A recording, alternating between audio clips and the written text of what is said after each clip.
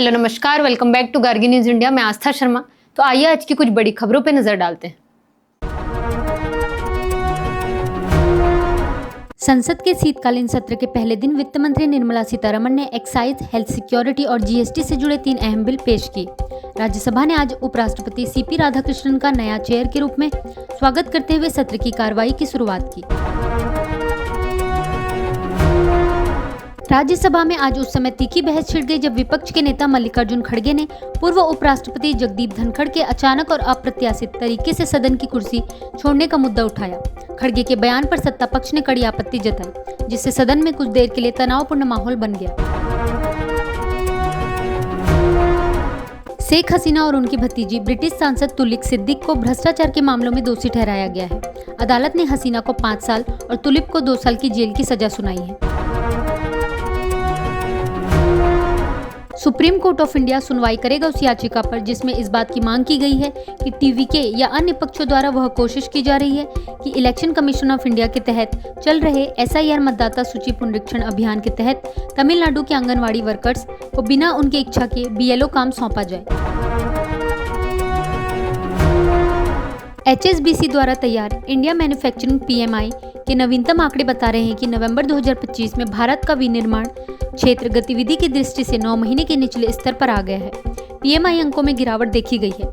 यह अक्टूबर में 59.2 था, जो नवंबर में 56.6 पर आ गया।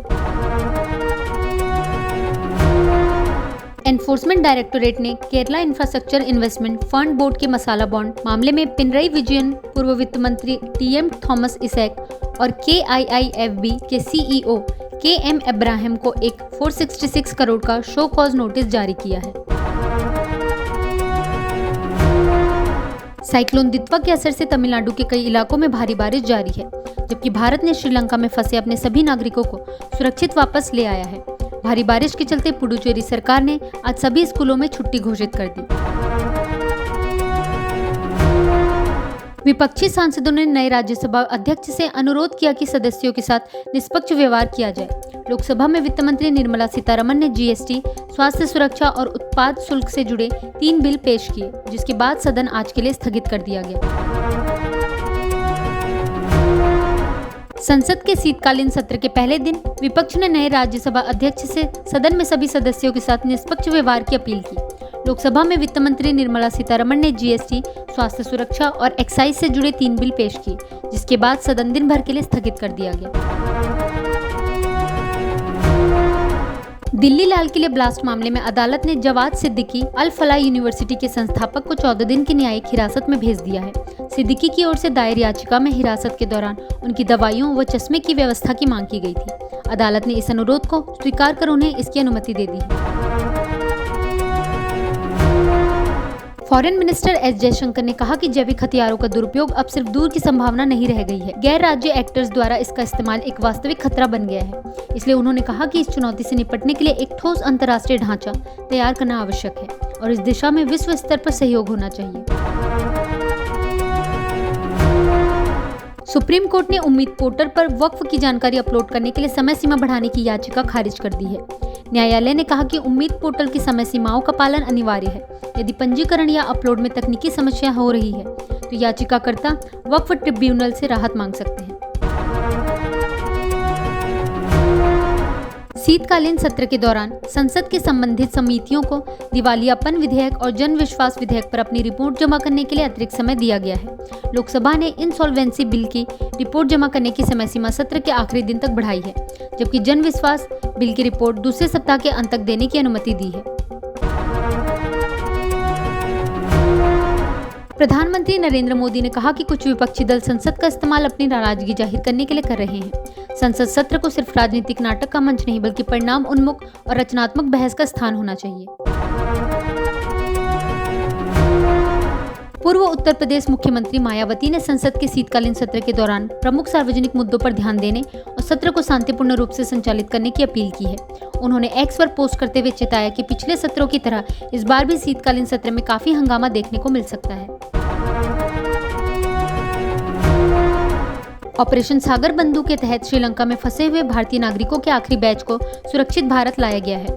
कोलंबो के बेंडर नाइक अंतर्राष्ट्रीय हवाई अड्डे पर फंसे 104 भारतीय यात्रियों को इंडियन एयरफोर्स के विमान द्वारा तिरुवनंतपुरम पहुंचाया गया, जबकि राहत कार्य और सुरक्षित निकासी प्रयास जारी हैं।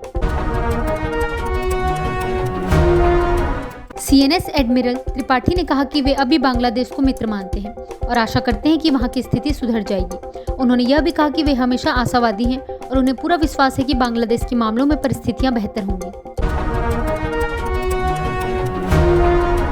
एनआईए ने कश्मीर में व्हाइट कॉलर टेरर मॉड्यूल मामले में 8 जगहों पर छापे मारे हैं। छापेमारी पुलवामा, शोपियन और कुलगाम जिलों में की गई, जहां एनआईए की टीम ने तलाशी ली और सबूत जुटाए।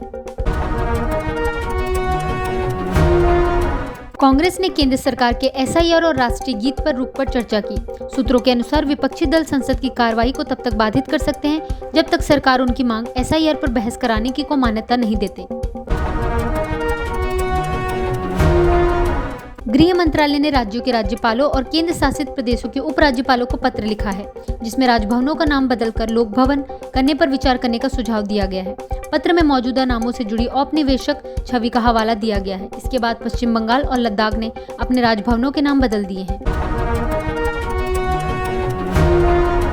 सुप्रीम कोर्ट की एकमात्र महिला न्यायाधीश ने कहा कि दिए गए फैसलों को उनके न्यायाधीश के सेवानिवृत्त होने के बाद रद्द नहीं किया जाना चाहिए। यह टिप्पणी हाल ही में कुछ मामलों में बाद की बेंचों द्वारा पुराने फैसलों को पलटने के बाद आई है। चुनाव आयोग ने सुप्रीम कोर्ट को बताया कि केंद्र सरकार की नागरिकता जांच की शक्ति सीमित है और उसका दायित्व केवल विदेशी नागरिकता अर्जन की समीक्षा तक सीमित है। आयोग ने एसआईआर को संवैधानिक अभ्यास बताते हुए इसे सटीक मतदाता सूची बनाए रखने के लिए आवश्यक ठहराया। प्रधानमंत्री मोदी ने काशी तमिल संगम में लोगों से भाग लेने की अपील की है, ताकि एक भारत श्रेष्ठ भारत की भावना मजबूत हो सके। अपने मन की बात संबोधन में उन्होंने अनाज उत्पादन के रिकॉर्ड स्तर को भी उजागर किया। प्रधानमंत्री नरेंद्र मोदी ने कहा कि पुलिस के प्रति जनता की धारणा बदलने की तत्काल आवश्यकता है और इसके लिए समग्र प्रयास किए जाने चाहिए। उन्होंने पुलिस प्रमुखों से कहा कि वे प्रतिबंधित संगठनों पर निगरानी रखें, LWE मुक्त क्षेत्रों का विकास करें, तटीय सुरक्षा मजबूत करें और आपदा प्रबंधन व नशे के मुकाबले के लिए समग्र रणनीति अपनाएं। महाराष्ट्र में स्थानीय चुनाव 2 दिसंबर को हो रहे हैं, जहां मित्रवत प्रतिद्वंदिता, गठबंधन में तनाव और कानूनी उलझनों के बीच मुकाबला होगा। अभियान 1 दिसंबर रात 10 बजे समाप्त होगा और मतदान के दिन किसी भी प्रकार के चुनाव विज्ञापन की अनुमति नहीं होगी।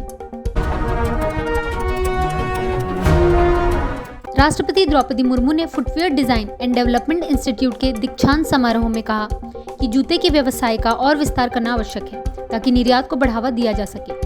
उन्होंने कहा कि तेजी से बढ़ते खेल और नॉन लेदर सेक्टर में व्यवसायों के लिए विशाल अवसर मौजूद हैं। सुप्रीम कोर्ट ने डिजिटल अरेस्ट घोटाले में गहरी चिंता जताते हुए सीबीआई को मामले की जांच के लिए सक्रिय किया है। सुप्रीम कोर्ट ने सीबीआई को निर्देश दिया है कि वह इंटरपोल के साथ समन्वय करके विदेशों में साइबर क्राइम के ठिकानों की पहचान करे और भारत में उनके संचालन पर कड़ी कार्रवाई करे। लोकसभा ने IISc बेंगलुरु काउंसिल के लिए 2 सदस्यों के चुनाव के प्रस्ताव को मंजूरी दे दी है। इससे प्रतिष्ठित संस्थान के संचालन और रणनीतिक विकास को सुदृढ़ करने में मदद मिलेगी। 18वीं बिहार विधानसभा का पहला सत्र शुरू हो गया है, जिसमें नवनिर्वाचित सदस्यों ने शपथ ली। यह सत्र विधानसभा चुनावों के तुरंत बाद हो रहा है, जिसमें शासक एनडीए ने 243 में से 202 सीटें जीतकर भारी बहुमत हासिल किया। संजय राउत ने कहा कि अमित शाह एकनाथ शिंदे की सेना को समाप्त कर देंगे। उन्होंने बीजेपी की आलोचना करते हुए कहा कि यह महाराष्ट्र के चुनावों की संस्कृति और मूल ढांचे को नष्ट कर रही है।